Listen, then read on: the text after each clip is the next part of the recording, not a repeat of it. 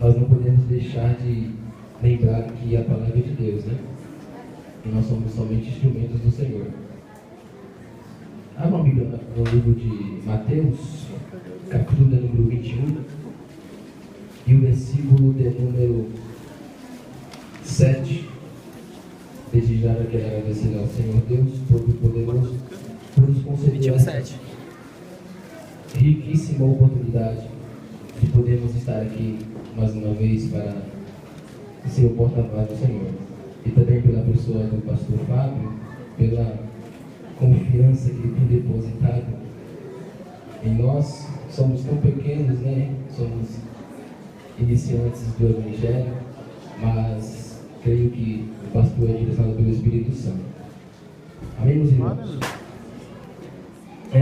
Vou tentar ser bem sucinto, meus irmãos, nas minhas palavras, e peço para os irmãos que tenham paciência. O tipo de mensagem que Deus colocou no meu coração é uma mensagem que é expositiva.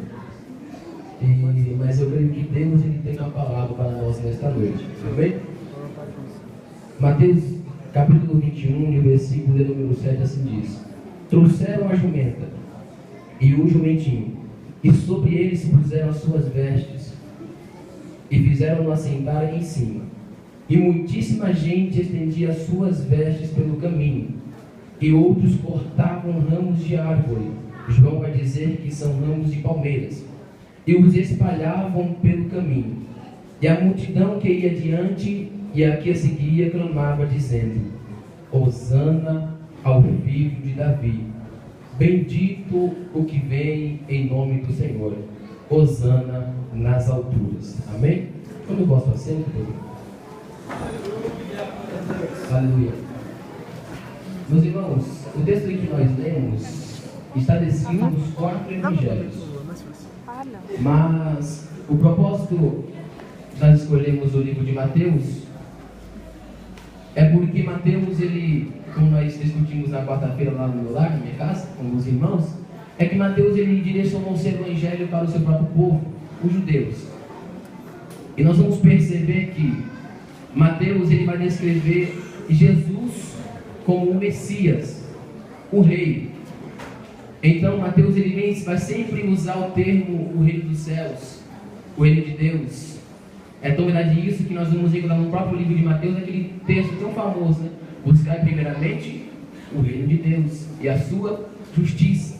Porque Mateus ele veio trazer a mensagem do Messias. Porque, meus irmãos, todos sabem, e eu acredito que sabem, e já conhecem, que já aprenderam que nós contamos nossos anos através da era de Cristo. Ou seja, nós estamos em 2016 depois de Cristo. Quando chegamos a 0, nós então retrocedemos, ou seja, 1 depois de Cristo, depois antes de Cristo, 2 antes de Cristo. Então, quanto mais alto o número, mais antigo fica antes de Cristo. E quanto mais alto o número depois de Cristo, mais recente é. Por isso que eu vou usar muito esse tema, essas datas, meus irmãos, porque no livro a Bíblia vai dizer que o reino de Israel na Palestina foi dividido em 2 reinos, né? O reino de Israel e o reino de Judá. E no ano, meus irmãos, de 732 a.C., por causa da pecaminosidade do povo de Israel, Deus ele suscitou então outros reis de outras nações para que levasse o povo de Israel cativo. E neste ano, o rei chamado Tiglat-Pileser da Assíria saqueou então a parte setentrional da Palestina, ou seja, a parte do norte de Israel, e levou o povo cativo para a Assíria. Passando 10 anos, no ano 722 a.C., este rei retorna, mas agora é o seu sucessor que vai voltar, Sargão II. E ele então destrói totalmente a Samaria, que era a capital de Israel, e leva totalmente o povo de Israel cativo para a Síria. E assim encerra-se a história do povo de Israel genuíno. E fica então só o reino de Judá, que tinha por capital Jerusalém. Só que, meus irmãos, nesse período, a Bíblia vai dizer que havia profetas dizendo para o povo: E Isaías é do tempo de Oséias, se não me engano, de Ezequias, do reino de Judá. Mas também havia outro rei em Israel.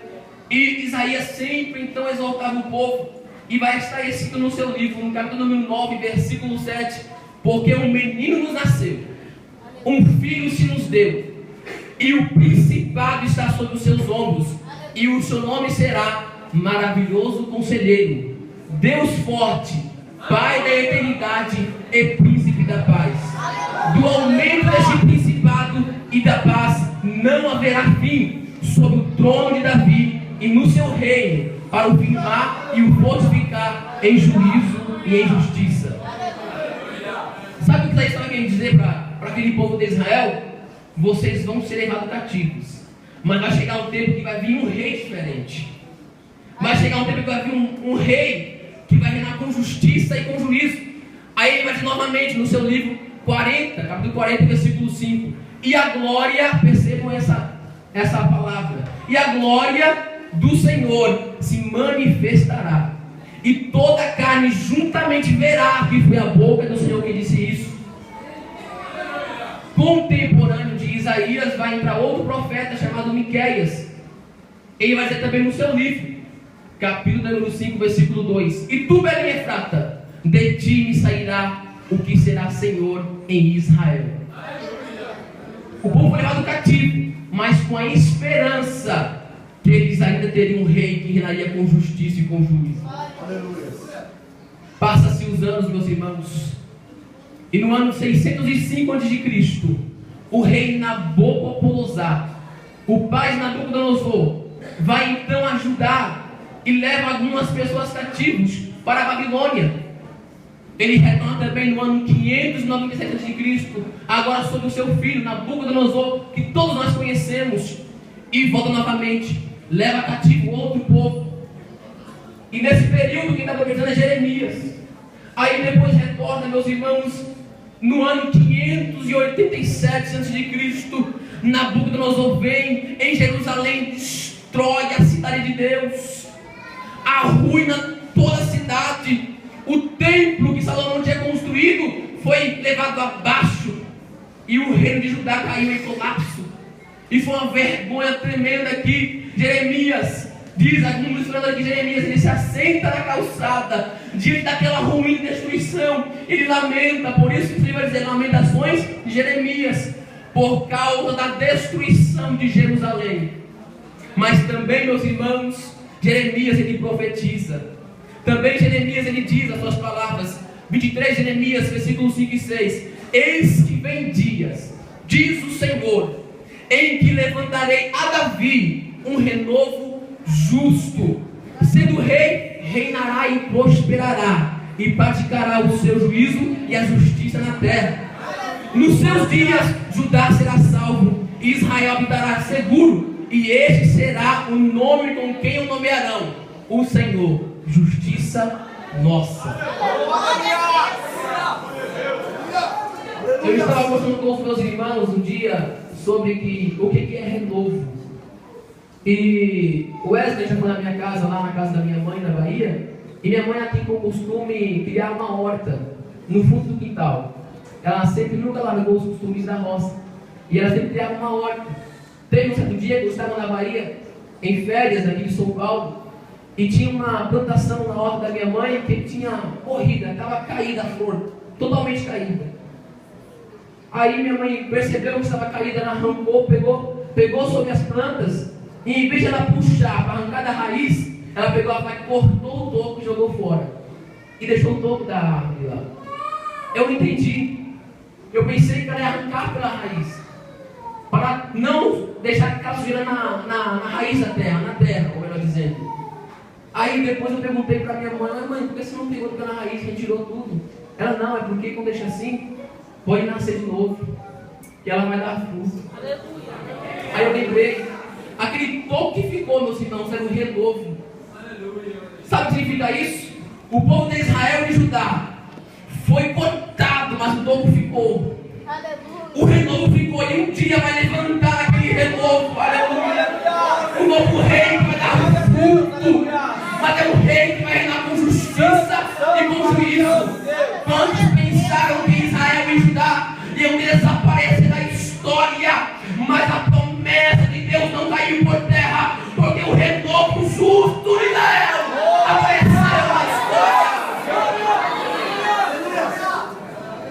quando pensaram que Israel ia ser acabado. Então eles foram para a Babilônia e ficaram por lá 30 anos.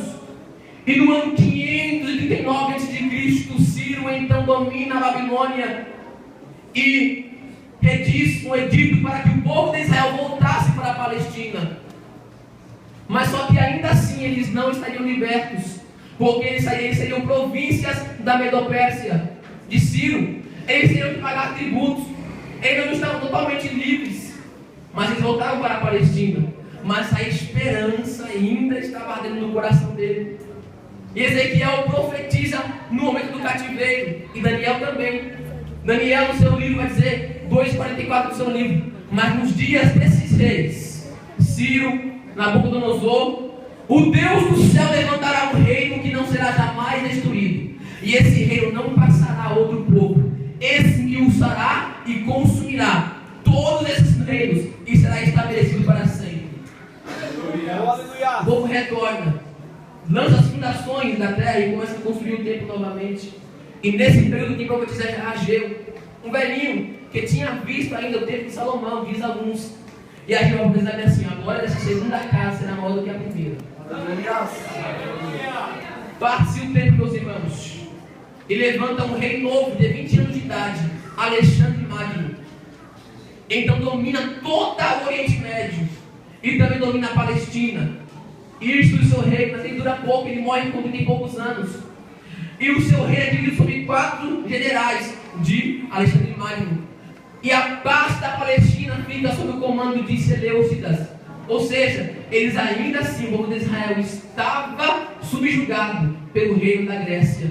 E Zacarias profetizava e dizia, meus irmãos, e esta é a mensagem. Zacarias diz, capítulo 9, versículo 9: alegra-te, ó filha de Sião, exulta, ó filha de Jerusalém, aleluia.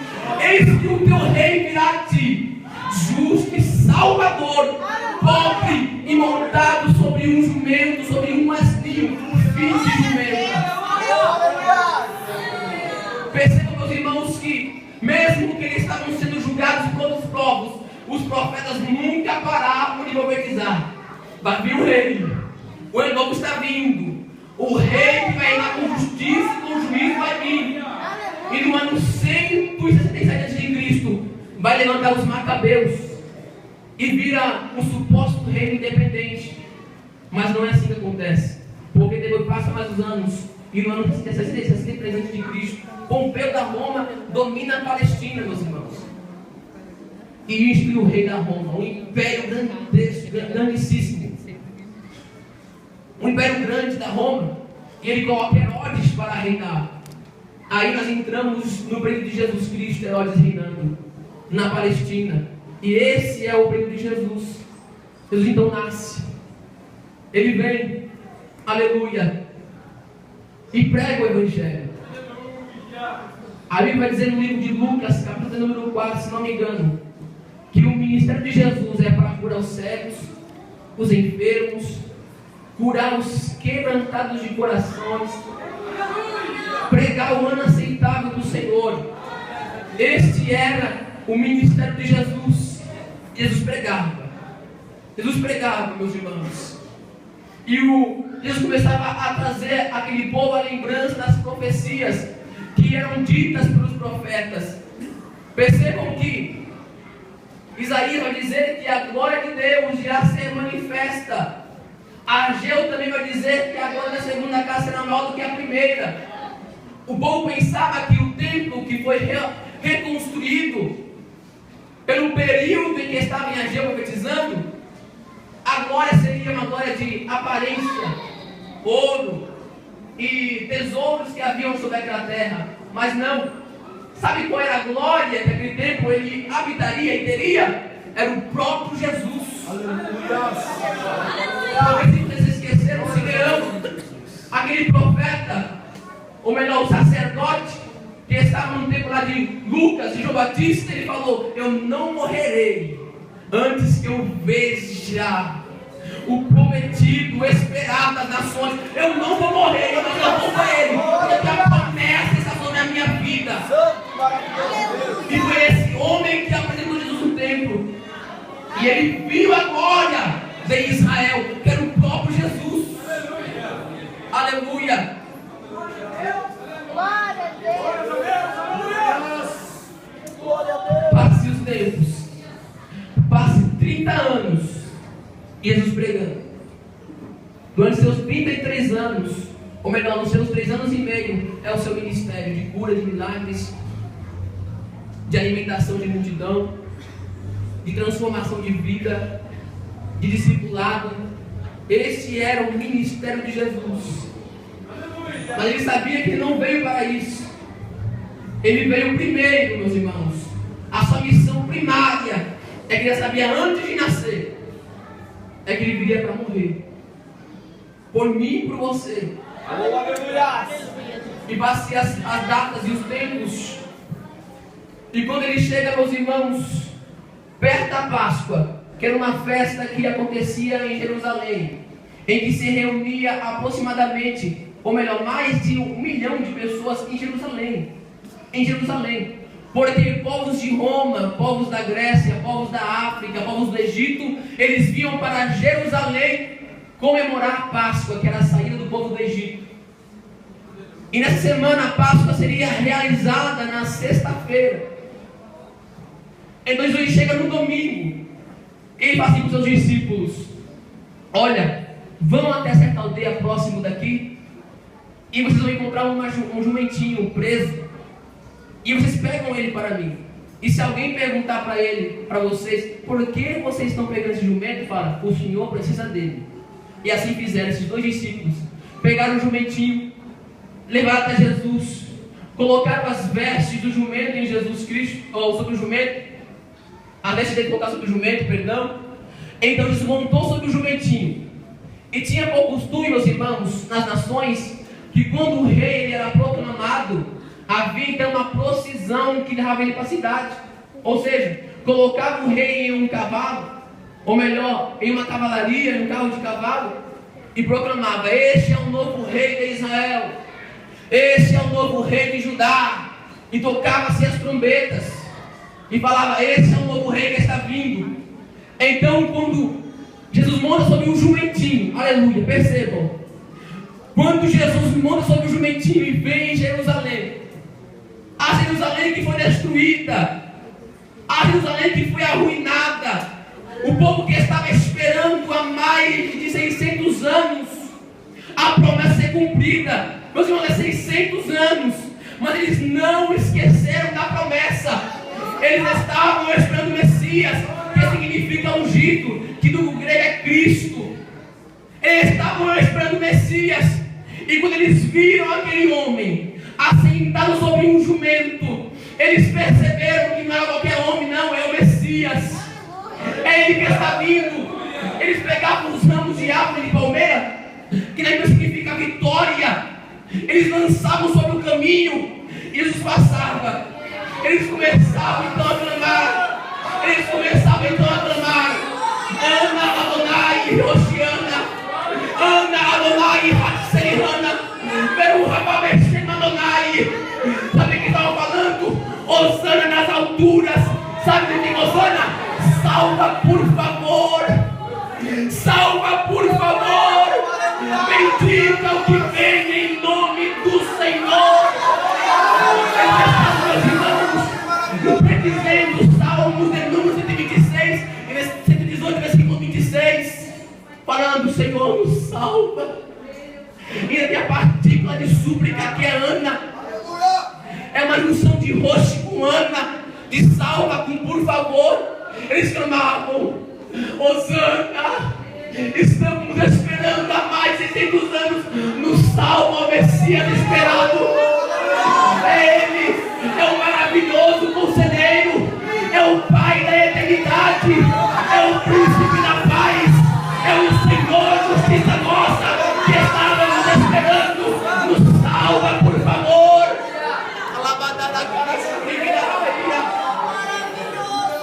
Quantas pessoas têm a Bíblia Sagrada e passam por esses, mas não compreendem por que tanta euforia, por causa de um homem assentado sobre um jumentinho. Significava muita coisa para eles, meus irmãos. E quando eu percebo, meus irmãos, essa entrada triunfal de Jesus em Jerusalém, sabe o que me lembra? De Davi.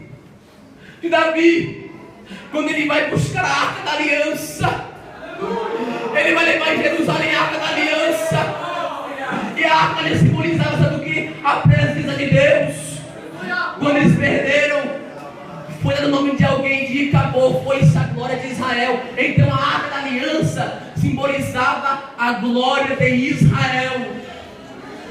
Só agora nessa cena novamente, não é mais o rei e a glória, ele é o próprio rei e ele é a própria glória.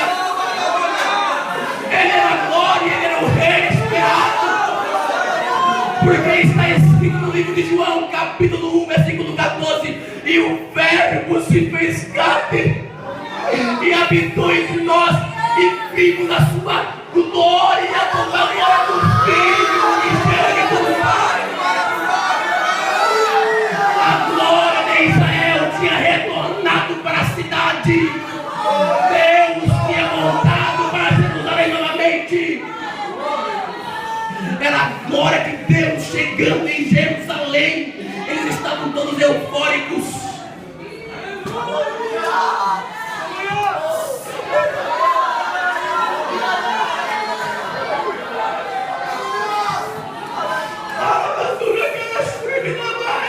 Meus irmãos, meu coração não aguenta quando eu ouço isso, quando eu falo isso, porque nós somos tão minúsculos diante da glória de Deus, e nós temos que reconhecer a grandeza desse Deus, porque, meus irmãos, passam-se os anos e as décadas, mas a palavra de Deus permanece para sempre. Ela não volta vazia, ela não cai por terra, antes ela vai dar o seu fruto,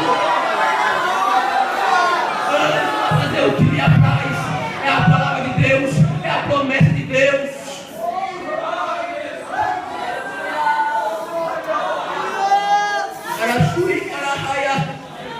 Aí, meus irmãos, nós agora estamos como o povo de Israel, esperando novamente o Messias para instituir o seu reino. Só que agora vai ser diferente. Só que agora é outra cena. Não vai ser como um jumentinho, não, meus irmãos. Vai ser como está escrito em Apocalipse, capítulo número 19, versículo 11. E viu o céu aberto, adolescentes, e eis que um cavalo branco, e nele estava sentado, e sobre ele estava fiel e verdadeiro. Ele estava de justiça, e os seus olhos eram como chama de fogo, e sobre a sua cabeça havia muitos diademas, e tinha um nome escrito que ninguém sabia senão ele mesmo. Ele estava vestido de uma veste salpicada de sangue, e o nome pelo qual se chama é a palavra de Deus. E seguiam os exércitos do céu em cavalos brancos e vestidos de linho branco e puro, e da sua boca saiu uma espada curta para ferir com elas nações, e ele as regerar com vara de ferro, e ele mesmo é o que pisa o lagar de vinho do furor e da Jesus do poderoso.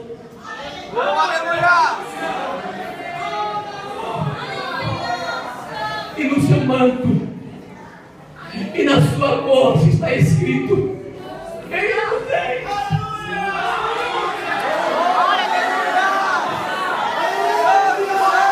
Senhor dos senhores.